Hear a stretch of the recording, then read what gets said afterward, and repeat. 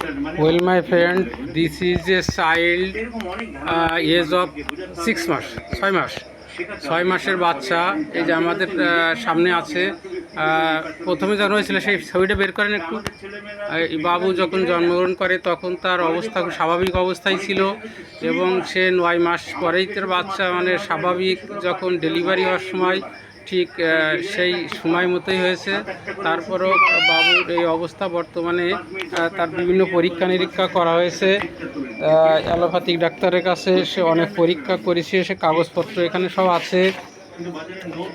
হাজার হাজার টাকার পরীক্ষা করা হয়েছে। পরীক্ষায় যেটা পাওয়া গেল যে এখানে দেখা যাচ্ছে স্মল লেফট রেনাল ক্যালসিফিকেশন। এই যাচ্ছে বাবুর ছবি। আমরা প্রথমে যখন জন্মগ্রহণ করে তখন সে স্বাভাবিকই ছিল, আস্তে আস্তে এখন 6 মাস বয়স, এখন তার অবস্থা এরকম। আচ্ছা ধরেন, পরীক্ষায় যেটা পাওয়া গেছে small left renal calcification, small left renal calculus, অর্থাৎ বাম কিডনিতে পাথর আছে এরকম ধরা পড়েছে, এবং mixed echogenic SOL in right lumbar region, suggestive of adrenal gland tumour এবং টিউমার। এই দুইটা পরীক্ষা এগুলো ধরা পড়েছে। আর বহুত পরীক্ষা আছে। আমরা যদি এখানে দেখি, এনে হাজার হাজার টাকার পরীক্ষা করা আছে। এই যে একটা পরীক্ষার কাগজ, এই যে এখানে আছে, এখানে প্রচুর কাগজ আছে। আমি ভিডিও ছোট করার স্বার্থে সব দেখাচ্ছি না।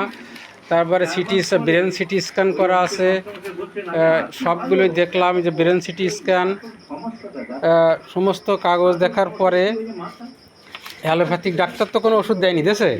অ্যালোপ্যাথিক ডাক্তার কোনো ওষুধ দেননি। ধরেন এগুলো একটু গুছান।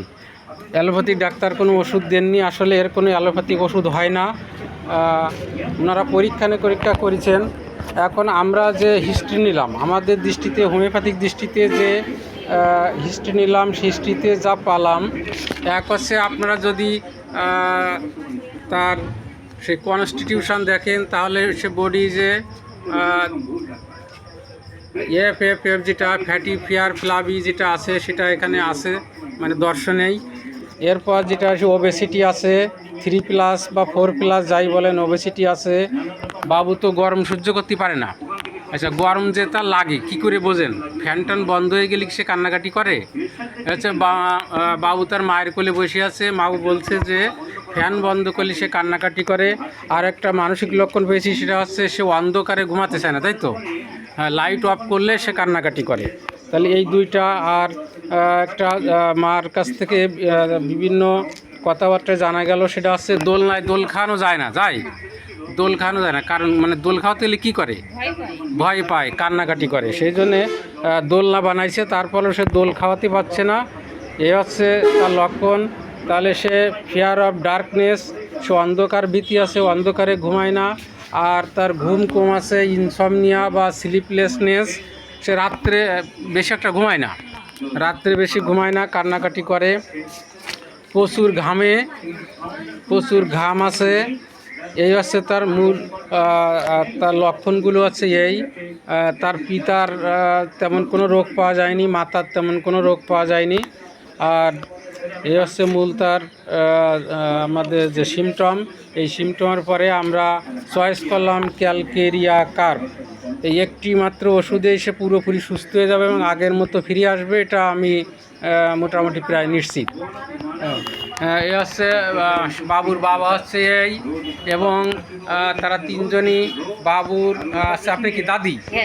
এই হচ্ছে বাবুর দাদি, এ হচ্ছে তার আব্বা এবং আম্মা, এবং তাদের যে অনেক আশা, সে অনেক আশা নিয়ে আমার কাছে নিয়ে আসছে। এই হচ্ছে বাবু।